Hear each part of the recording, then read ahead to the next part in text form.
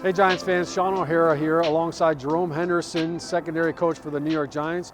Coach, listen, you're not new to the team. You've been here for a few years, but I know you've got some new responsibilities. So what do you say we go for a little ride and we talk a little football? Sounds good. All right, let's hop on this electric Let's get in lyric the whip right here.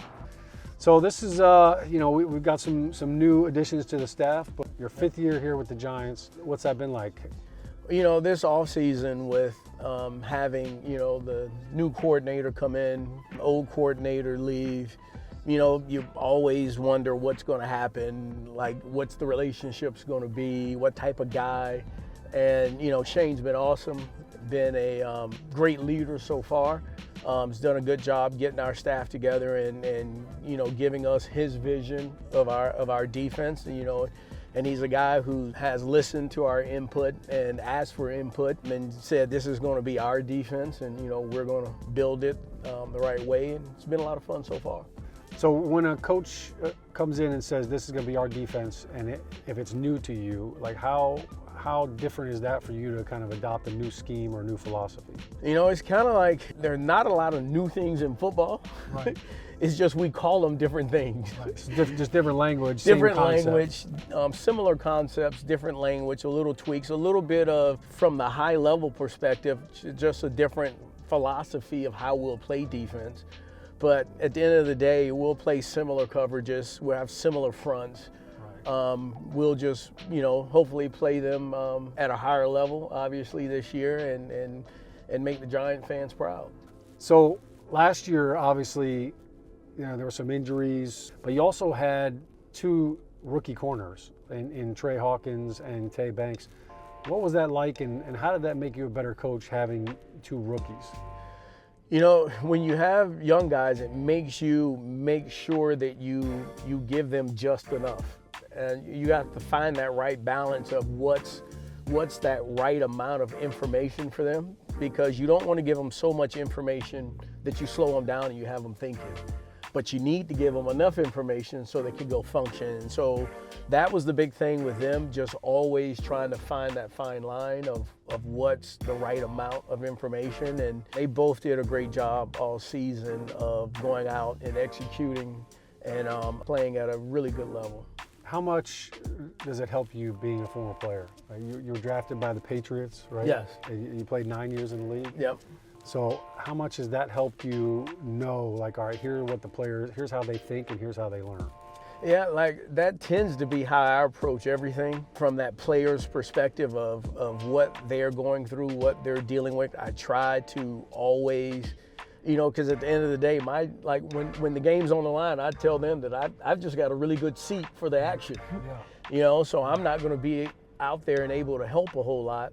So I try to, during the week, get them as prepared as they can be and in the right mental space to go function at a high level.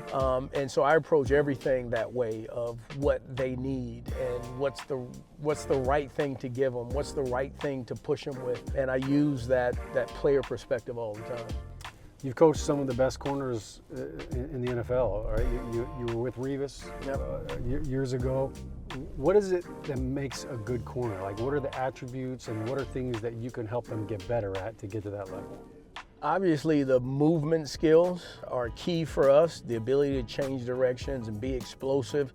I think one of the things that's overlooked, though, when you talk about Revis, he had this in spades, it's that demeanor that I want to dominate and control this guy across from me. When I think about the really good ones, they wanted those big moments and they wanted to be on that island. They wanted to know that I'm guarding the guy, and they wanted the ball to be thrown at that guy. And the good ones, and did it at a high level, won a lot more of those battles than they lost. I feel like Deontay Banks showed some of that last year. Like he liked kind of that one-on-one matchup, and I thought he did a great job for being a rookie at being physical. Do you see some of that same makeup in him? Yes, I do. He really likes the challenge of okay, I get the best guy. On the games we did match and travel him. He likes that challenge. He's got to still grow into studying and preparing and being ready to go and playing at a high level and understanding how the game changes and what's happening within the game. But like, he absolutely likes that challenge, and he'll get some more of it. With the rules and, you know, with player safety and all this, how has that changed the way that you've had to teach corners how to tackle and how to play? Yeah, everybody. You know, you have to make sure that you lower your target in today's football, because if, you know, back when I played, I mean, you could hit a guy anywhere, anyway, and there were no rules. And nowadays, you got to make sure that, you know, everything when you attack a guy and tackle, you want to aim like always below the pec. And it's almost like the strike zone for baseball is similar to our strike zone as a tackler, that we want to be in the strike zone when we tackle. And especially when you're at safety, when you have those middle of the field shots and guys are coming down, we tell them to aim lower than even you think you need to, because when guys catch the ball, a lot of times they're moving and they're dropping, trying to drop because they know they're exposed, so they want to defend themselves. And the way they do that is to bend over. So aim a little bit even lower than you think if you're that deep safety in the middle of the field and you see a guy that's outstretched coming at you. How hard is it going? Like last year we saw Adoree go from outside into the slot a little bit. How tough is it to go from an outside corner position to all of a sudden now playing in the middle of the field? Yeah, it's definitely a transition, because when I'm outside, I truly am a little bit on an island, and I'm isolated from things that happen. But once I move into nickel, I'm in the middle of the action, and you know, that's one of the things that me and Cordell Flott talked about last year a lot.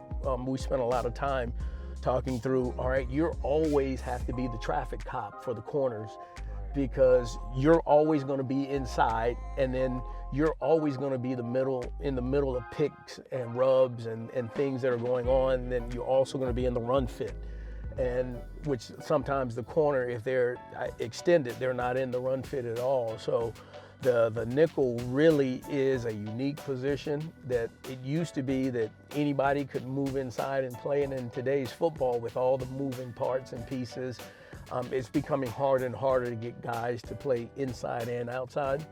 But I thought Flott did a great job last year, is growing as a nickel and learning some of the things that he's got to study each week. He did a great job each week of coming in and studying all the stacks and bunches on third down and what they look like and how they were going to try to pick and rub them, and so that he was ready to handle what was coming week to week. Did a great job of it. Gotcha. That's great insight right there. I don't think fans always kind of know that there's that much responsibility, you know, when you're in there in coverage. Like, you can't just focus on that one guy. There's a lot to There's really a lot, and then you're always talking to the corners and telling them how you're going to play so they know how they need to play. And he did a great job, you know, especially communicating with Banks. That's awesome. Well, great stuff. It sounds like they're in good hands with you. Jerome, thanks so much, man. Really appreciate the time.